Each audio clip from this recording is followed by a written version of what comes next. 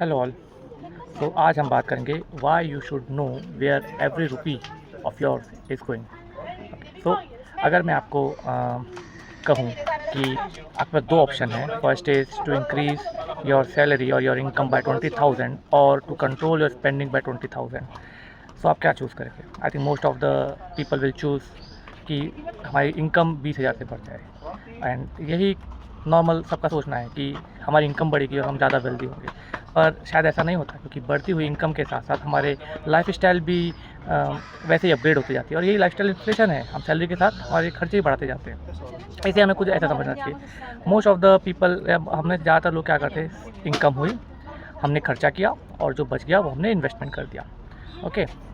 और हमें करना क्या चाहिए? हमें जैसे इनकम हुई, we should first plan our savings and investments, and जो बचा उस पर खर्चा करना चाहिए। अब इसको करने का तरीका क्या है कि जैसे ही सैलरी है तो हमें पहले से डिसाइड कर लेना है कि मैं मेरी सैलरी का 40% या 50% इसमें ना इन्वेस्ट करूँगा, और बचा हुआ 50% में आई विल जो भी मेरा मैनेज करूँगा, या जो भी खर्चा करना है जैसा भी।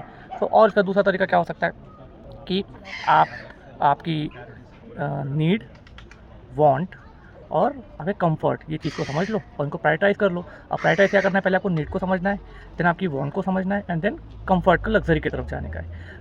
ये भी एक तरीका है। मैं ऐसे ही करता हूँ। मैं और मेरी वाइफ सैलरी आते से ही हम पहले प्लान कर लेते हैं कि हमें कितना इन्वेस्ट करना है, या हमें कोई ओवरटाइम आने वाला है, या बोनस आने वाला है, या हमें कोई अदर इनकम है, एक्स्ट्रा इनकम है। तो हम पहले ही ये फाइनल कर देते, डिसाइड कर लेते हैं कि हमें इसमें ना इन्वेस्ट कितना करना है। और ये बहुत ज़्यादा ज़रूरी है। हमें समझना है कि हमारी इनकम और हमारे एक्सपेंसेस के बीच में गैप कितना है, और हम उसी गैप को इन्वेस्ट करते हैं। विथ टाइम अगर हम इस गैप को बढ़ाएं और बढ़े हुए गैप को सेव करें या इन्वेस्ट करें, तभी हमारी वेल्थ बनेगी। इसी को स्टेप अप, जो एसआईपी, स्टेप अप एसआईपी होती है, वो ऐसे ही हासिल की जा सकती है कि आपने 5,000 रुपये महीने से चालू करे, 6 महीने बाद आपकी इनकम बढ़ी 10% से, तो आपने अपना इन्वेस्टमेंट भी 10% से बढ़ा लिया। एंड इसीलिए बहुत ज़्यादा ज़रूरी है कि आपको ये समझना कि आपके पैसे कहाँ जा रहे हैं। और लोग इसे बोलेंगे कि why to live cheap, this is not cheap, this is intentional. You have to intentionally decide what is good, bad, important, और just you are doing it for the sake कि सब लोग देखेंगे, and you know that is the case with everyone. So आपको कोई भी खर्चा करने से पहले ये सोचना है कि इससे मुझे कुछ फ़ायदा है, या मैं ऐसा नहीं बोल रहा हूँ कि आपको खर्चा ही नहीं करना है। ऑफ कोर्स, फिर पैसों का मतलब ही क्या है? करेक्ट, हम कमा रहे हैं, हम बचा रहे हैं, वेल्दी हो भी जाएंगे, पर खर्चा करेंगे ही नहीं और ऐसे ही नंबर का गेम करते जाएंगे, तो इसकी वैल्यू क्या है? पर स्टिल कुछ खर्चे हम इसलिए भी कर जाते हैं क्योंकि सब कर रहे हैं तो हमें भी करना है, नो। तो बढ़ती सैलरी के साथ हम कार अपग्रेड कर लेते हैं, 2 BHK से 4 BHK में चले जाते हैं, या सेपरेट हाउस कर लेते हैं, या कोई अच्छा रेस्टोरेंट, महंगे रेस्टोरेंट, या फिर महंगा डेस्टिनेशन प्लान कर लेते हैं घूमने के लिए।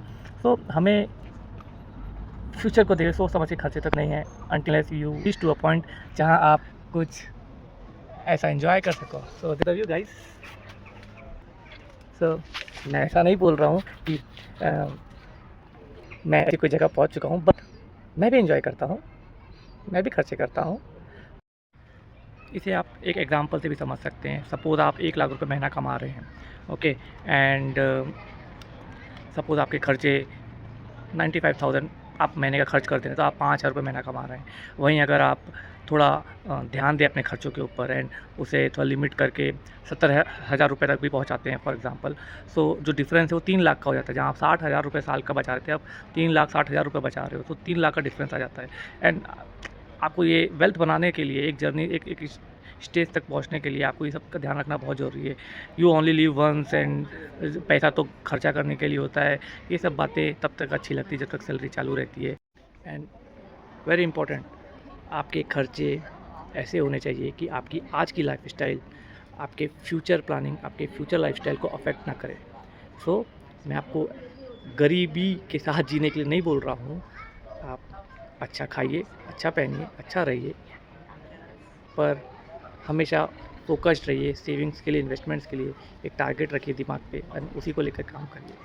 सो earn, invest and then spend, this should be your flow chart. आपको समझना है कि आपकी क्या बेसिक ज़रूरतें हैं, उसके ऊपर क्या आपको एक्स्ट्रा चाहिए, वांट्स, एंड क्या आपके कंफर्ट जोन है। तो आपको कंफर्ट जोन में थोड़ा सा समझना है कि आप कहाँ बचा सकते हो एंड वही बचे हुए पैसे को आपको इन्वेस्ट करना है। Hope you like this video. मिलते हैं अगले वीडियो पे।